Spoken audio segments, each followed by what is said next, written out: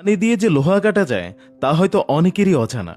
কোনো ধারালো তলোয়ার বা করাত লাগছে না, স্রেফ সাধারণ পানির ধারা ব্যবহার করেই এখন কেটে ফেলা হচ্ছে লোহার মতো শক্ত ধাতু। অবিশ্বাস্য মনে হলেও আধুনিক শিল্প কারখানায় এটি এখনকার ধ্রুব সত্য। নদী বা সাগরের শান্ত জলরাশি দেখে আমরা অভ্যস্ত, কিন্তু এই পানিকে যখন প্রচণ্ড চাপে একটি সরু বিন্দুর ভিতর দিয়ে উচ্চ গতিতে নিক্ষেপ করা হয় তখন এটি হয়ে ওঠে অদম্য।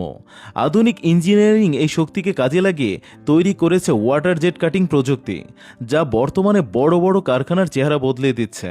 পানির মতো একটি সাধারণ তরল যে হীরা বা লোহার চেয়েও শক্তিশালী হয়ে উঠতে পারে তা বিজ্ঞানের এক অনন্য কারিশমা। তবে প্রক্রিয়াটি শুনতে সহজ মনে হলেও এর পেছনে রয়েছে বিজ্ঞানের এক বিশাল কারসাজি। প্রথমে একটি শক্তিশালী হাইড্রোলিক পাম্পের সাহায্যে সাধারণ পানিকে সংকুচিত করা হয়।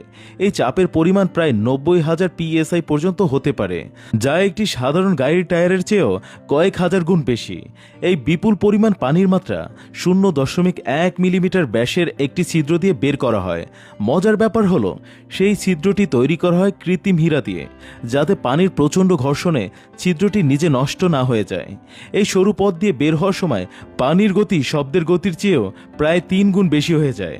এই তীব্র জলস্রোতের সামনে লোহা কিংবা পুরো স্টিলের পাত ধরলে তা মাখনের মতো নিখুঁতভাবে 2 ভাগ হয়ে যায়। অনেকেই ভাবতে পারেন লোহা কাটার জন্য তো করাত বা লেজার প্রযুক্তি আছে, তবে পানি কেন? এর উত্তর হলো তাপ। লেজার বা করাত দিয়ে ধাতু কাটার সময় প্রচণ্ড তাপ উৎপন্ন হয়, যা ধাতুর গঠন নষ্ট করে দিতে পারে কিংবা সূক্ষ্ম নকশা তৈরি করতে বাধা দেয়। কিন্তু ওয়াটার জেট কাটিং একটি সম্পূর্ণ শীতল বা তাপমুক্ত প্রক্রিয়া, ফলে ধাতুর আণবিক গঠন থাকে একদম অক্ষুণ্ণ। লোহা বা টাইটেনিয়ামের মতো অতি কঠিন বস্তু কাটার সময় পানির ধার আরও বাড়াতে এর সাথে মেশানো হয় গার্নেট নামের এক ধরনের সূক্ষ্ম বালুকণা। এতে পানি কাটার ক্ষমতা বহুগুণ বেড়ে যায়।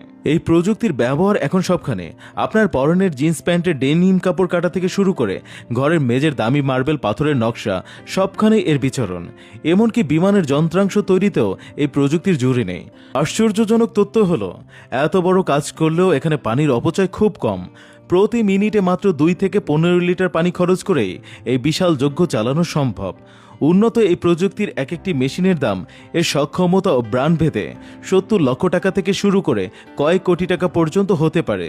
যদিও এটি ব্যয়বহুল, তবু এর নির্ভুলতা এবং পরিবেশবান্ধব বৈশিষ্ট্যের কারণে সারা বিশ্বে বড় বড় কোম্পানিগুলো এই প্রযুক্তির দিকে ঝুঁকছে। প্রকৃতির সাধারণ এক উপাদান পানি, যে বিজ্ঞানের ছোঁয়ায় কতটা ভয়ঙ্কর এবং কার্যকরী হয়ে উঠতে পারে, ওয়াটার জেট কাটিং তার বড় প্রমাণ। পানির এই ধার আমাদের শিখিয়ে দেয় যে সঠিক পথে এবং সঠিক চাপে সাধারণ কোনো কিছু অসাধারণ শক্তিতে রূপান্তর করা সম্ভব। হয়তো ভবিষ্যতে আমাদের দেশের কলকারখানাগুলোতেও এই প্রযুক্তির ব্যবহার আরও সহজলভ্য হয়ে উঠবে।